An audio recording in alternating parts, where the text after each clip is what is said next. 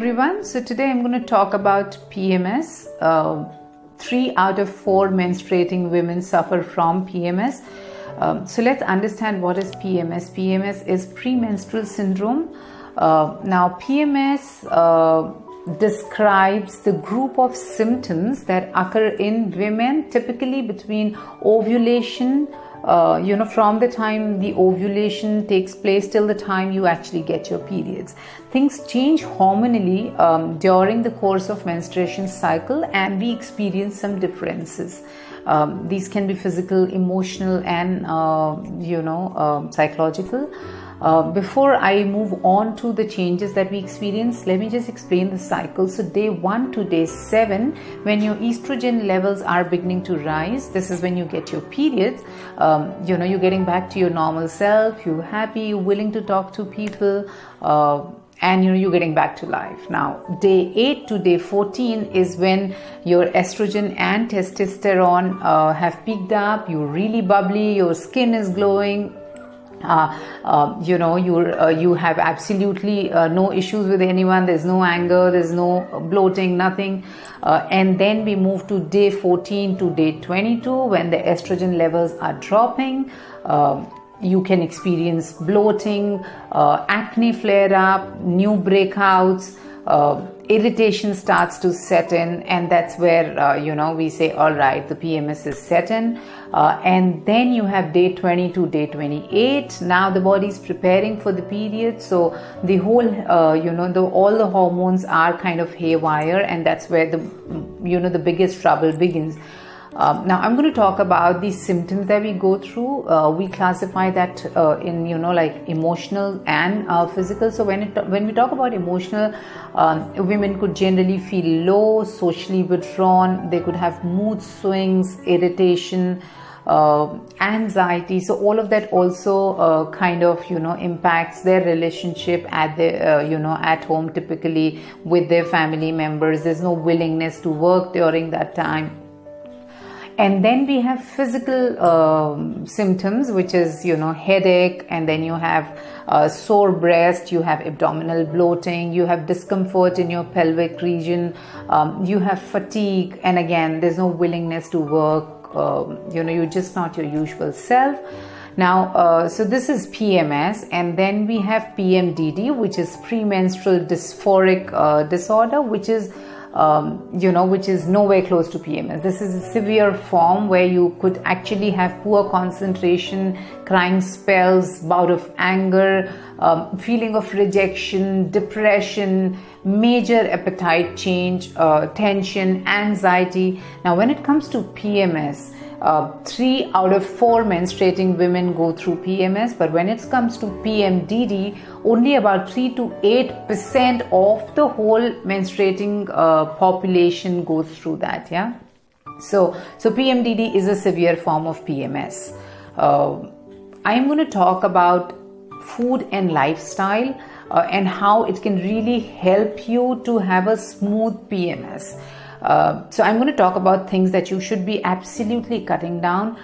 You need to first reduce your salt intake, because salt intake during this time is going to cause more bloating than normal periods. So please, reduce your salt intake consciously.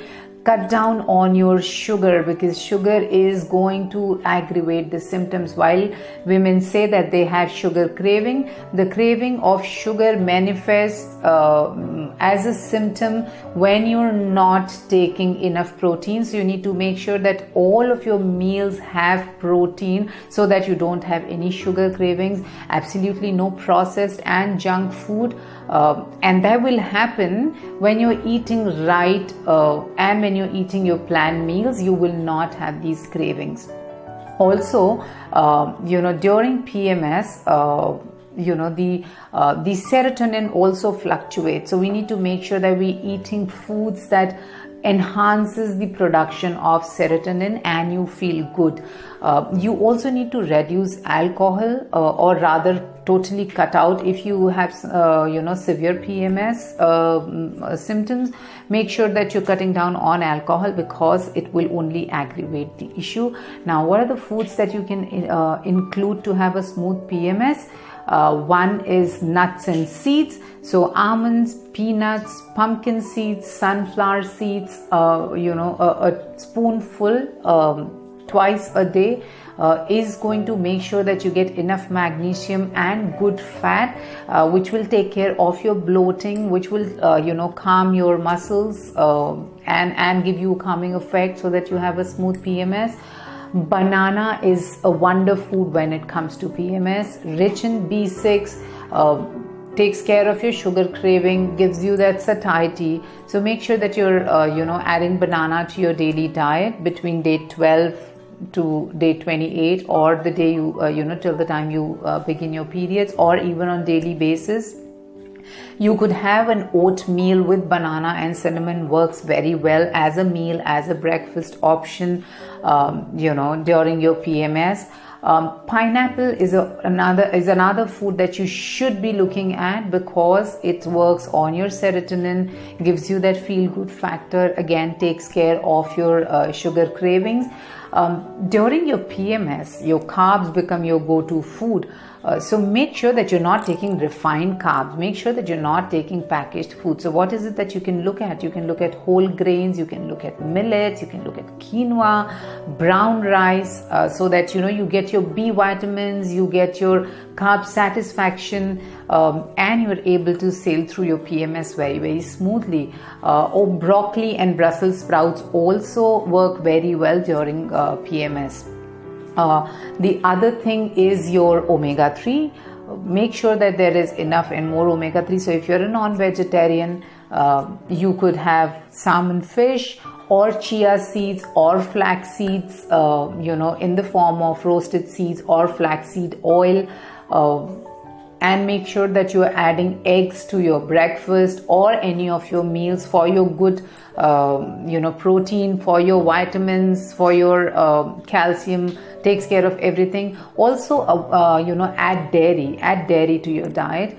Last but not the least, exercise. Please make sure that you're doing 30 minutes of exercise every day, preferably cardio during this time, because that seems to be working better. You could also do strength training, but cardio has better results while you're PMSing. Make sure that you're hydrated.